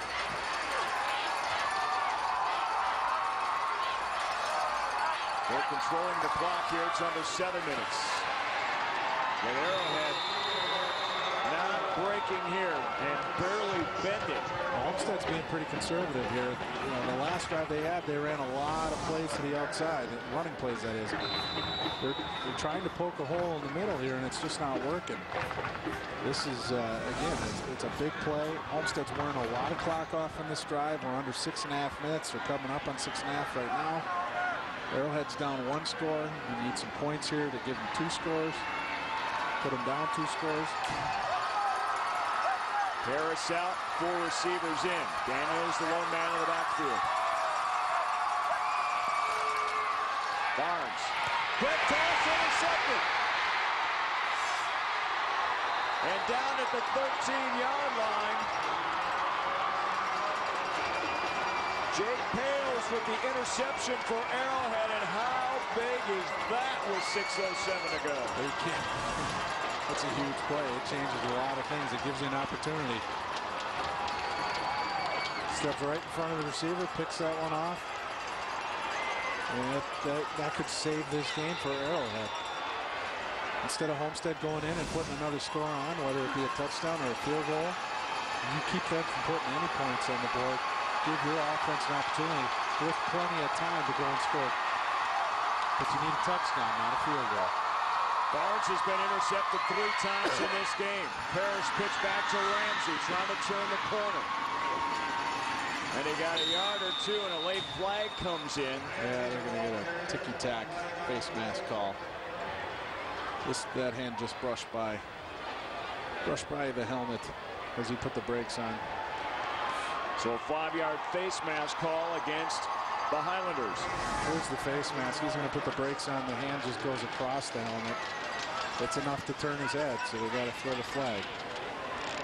But it's certainly not a personal foul, so they give him the 5-yard face mask penalty.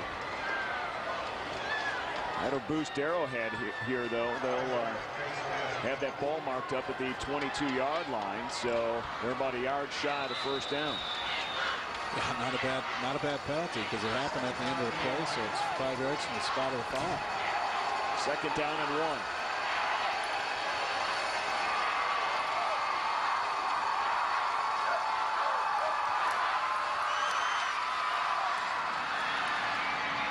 Pitch back Cook. 1st down and more. Cuts back upfield, still on his feet. And they'll mark him at the 45-yard line. Big head of steam, loses his hat as well. Ryan Cook, excellent job. Parrish does a great job selling this and forcing them to commit to him before he pitches his ball. Watch him hold it and hold it and hold it and hold it. Now, excellent job by Brian Crook keeping that pitch relationship and not getting too close, too far away from Parrish. That's how it's supposed to be in that backfield between Crook and Ramsey. And now they rely on the quarterback, Parrish. He gets about 4, getting closer to midfield. Just over 5 minutes to go in this Division I battle for the state championship between Arrowhead and Homestead. Well, we wanted a close game. We've got one, my friend. Absolutely. It's been fun to watch, back and forth and back and forth. This has been, as a whole, one of the more entertaining field of 7 championship games we've seen in some time. Crook, look at him spin and keep his legs going. He'll be just shy of the 1st down, but by less than a yard. Boy, there's some big-time hitting going on, too, isn't there? Yeah, the guys are out there trying to finish blocks. There's big hits on the ball carrier. About 75 right there as he leaves your picture. He's trying to finish blocks. Nick Dolan. I mean, the intensity level has certainly picked up since they got this ball back. Total yards. How close can you get in total yards in this game? 227 to 233. Barely in Arrowhead's favor. Parrish gets the 1st down. Down to the 42-yard line of the Highlanders. 3:54 to go. Here's the replay. Nothing to pitch to. Turns it up, gets what he can, moves the chains.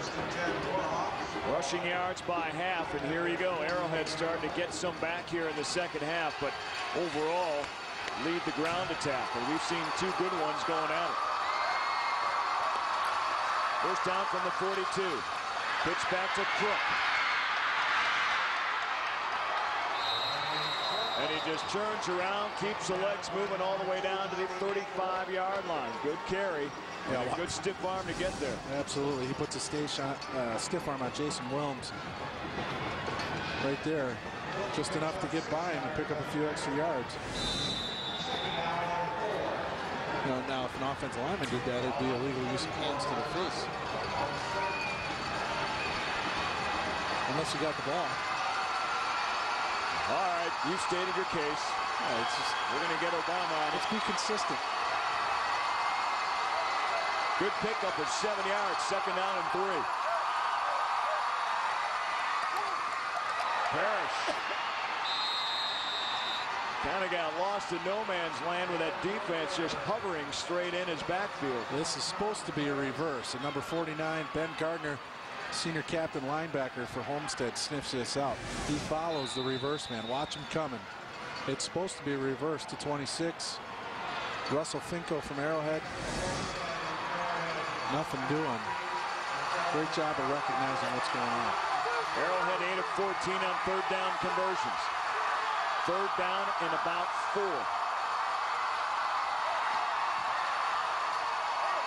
Under 3 minutes to go in the Division I state championship. Arrowhead trails by a full touchdown of 8 points. Pitch back Ramsey, plenty of room, 1st down. Still on his feet inside the 20, inside the 10, cuts back, touchdown! What a run! Great adjustment by Parrish at the line of scrimmage. Getting them in the right play. You heard him barking out calls. Sells the pitch. They get him to the corner, and Ramsey turns it up from there. Good blocking down scrimmage. Last minute, he gets popped, knocked on his tail.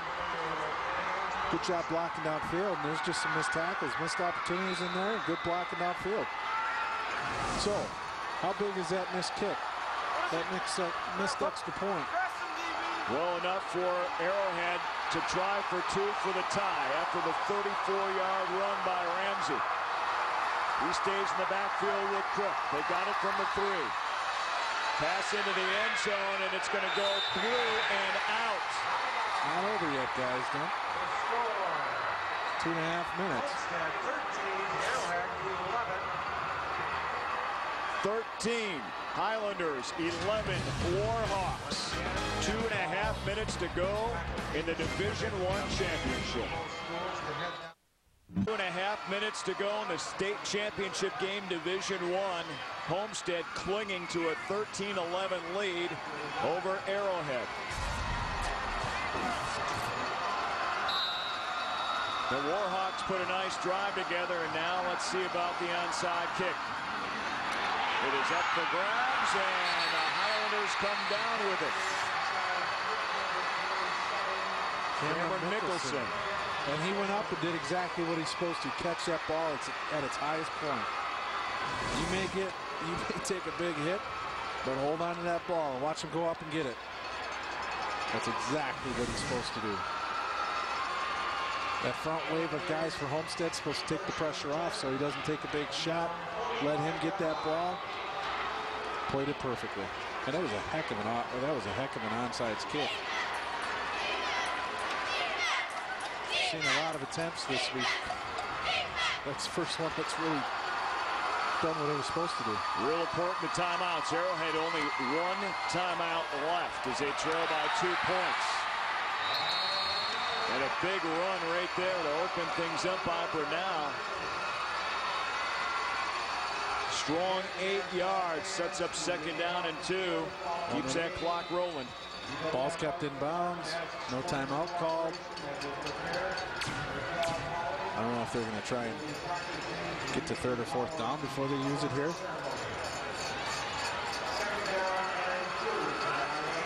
Second and short with under 2 minutes.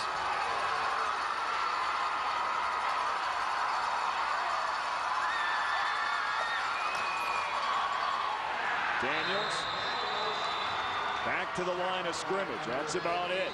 3rd down and short, and now Heartland Arrowhead is forced to call their final timeout with 1:42 on the clock. We will step aside as well. What a game in Division I.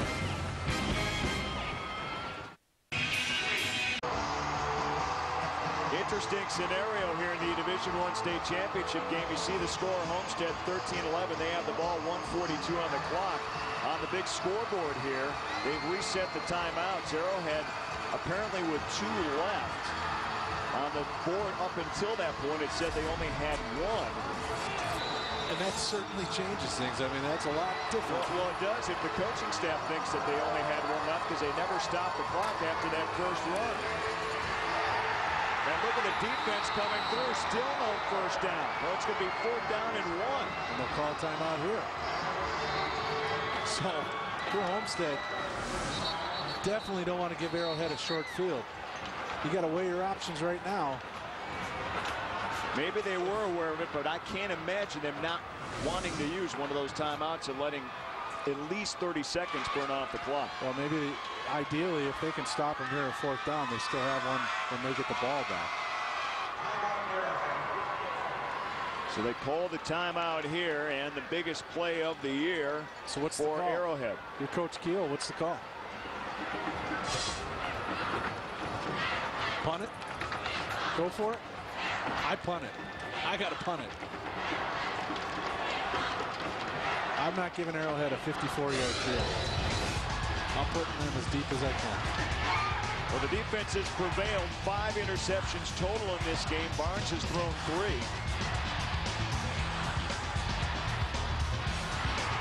But his teammate Tom Engel has come up with 2 against Arrowhead and returned 1 for a touchdown and stopped right here this drive in the 4th quarter earlier. And the Highlanders had a chance in the red zone, but Arrowhead came up with a big one. And here we go, 4th down and 1, and it would appear as though Homestead is going for it.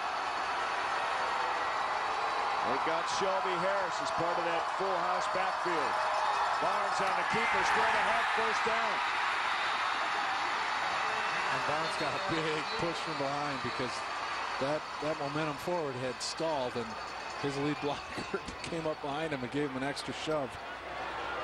They should have picked that up. Well, I'll tell you what, I thought he got a lot further ahead than he did. They're marking it right on the 45. I think it's enough. It is a 1st down officially. 1:29 to go. And that's essentially the game unless they fumble on exchange. That ball was fumbled too. That quarterback exchange was bobbled.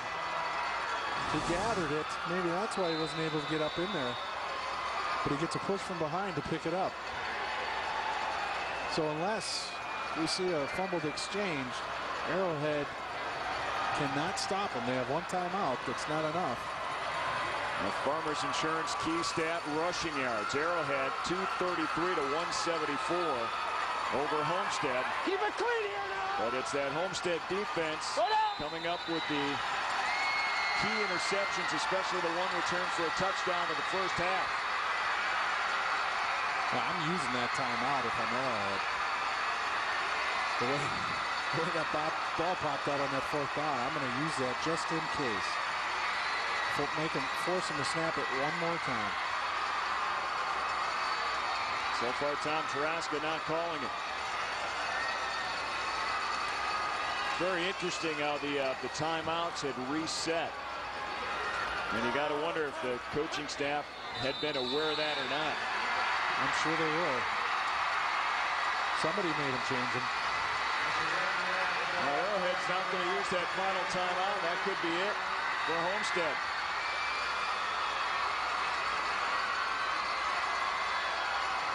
10 seconds and counting. Fun game to watch. Boy. Both teams took their shots.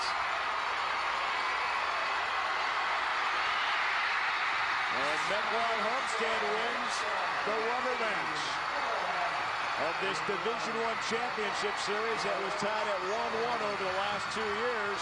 They get it back in 2008. And a cold 21-degree night to get a water bath splash.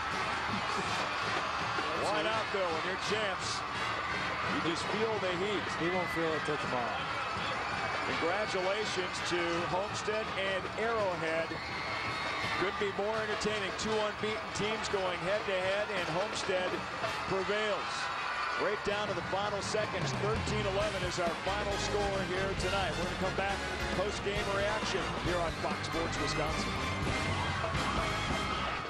A game in Division I. Mequon Homestead 13, Heartland Arrowhead 11 is the final score here on Fox Sports Wisconsin. I'll tell you what, Jamie, we saw it all. We saw tremendous defense. We saw some offenses that simply got stopped. Saw some great special teams. What a finish. Yeah, it was a great game to watch. Both teams played well on both sides of the ball at times. And got a little sloppy at times, but it was certainly the game I think we were expecting. Let's go down to the field now. Heather's with Tom Engel. Thanks, Craig. And Tom, you separated your shoulder in the second round of playoffs. You're able to come back tonight. You had 2 interceptions, 1 return for a touchdown. How important was it for you to play through the pain and play tonight? It's your senior year. You gotta go all out. There's nothing else you can do. Last game of the season, this environment, what else can you do? This is such a great rivalry in the state championship games going back and forth. How nice is this as kind of a sweet revenge to get the gold ball back in Homestead? We had that 31-7 all week. We were talking about that all week. 31-7. Got to get revenge. Got to come out. They're a great team. Give them credit. This is a hell of a game. There were so many different plays back and forth offensively and defensively on both sides of the ball. You guys were able to create turnovers and then produce offensively. What can you say about the rest of your teammates tonight? Everyone played perfect. You couldn't ask for more. I don't know. It's hard to say. I'm speechless. Well, congratulations and enjoy it. Thank you very much. Thanks, Craig. We'll send it back up to you.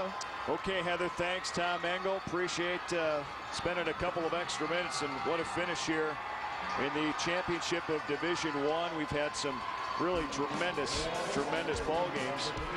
Division III to get it going. It was Wapaka 21-20 over Reedsburg. Similar story, 2-point conversion failed. Decides the fate of that game, and then Kimberly stays perfect for a second straight year over Verona. And in Division I, here tonight, Homestead, a win over Heartland Arrowhead. A very, very outstanding 2 days of football. A lot of fun, close games, hard fought, obviously. Coming into today, 2 games decided by 2-point conversions or missed 2-point conversions. It was a lot of fun. It really was. Everybody played well. Unfortunately, 7 teams go home without the gold trophy. But on the other hand, 7 teams go home with it. And champions have been crowned. Well, it was fun, and you know, this is a game that was greatly hyped, and rightly so, when these 2 teams squared up now for the 3rd consecutive year. And you go back to all divisional play since the WIAA started this divisional format back in 1976, and never before now until tonight have 3 games in a row been decided by the same 2 teams in the way they have met, and to have the split in the way it went down in the first 2 years. A big win for Homestead a couple of years ago, big win for Arrowhead last year, then to have this be the tight matchup, the rubber matchup, if you will. Yeah, this is the one everybody was looking to. You know, after each team dominated a game, you had to have one more at least to kind of decide. And everybody coming into this was hoping it was going to be a close game. Nobody wanted to see a blowout. Everybody wanted to see a close game. Hard fought, certainly was. And you know, unfortunately, somebody's got to go home the loser. So both teams had great seasons. You know, but the thing is, with programs like these 2 have, if they don't win the state championship, they're disappointed. That's a disappointment for them from a season standpoint. When it becomes routine to get to the state championship game, you definitely want to win. And this time, it is Homestead 13-11 over Heartland Arrowhead to win the 2008 state championship. Special thanks to our producer, Ryan Shaver, and our entire crew over the last 2 days that have weathered the cold weather, if you will, and brought you some wonderful pictures and sounds from the 2008 WIAA state championships here in Madison.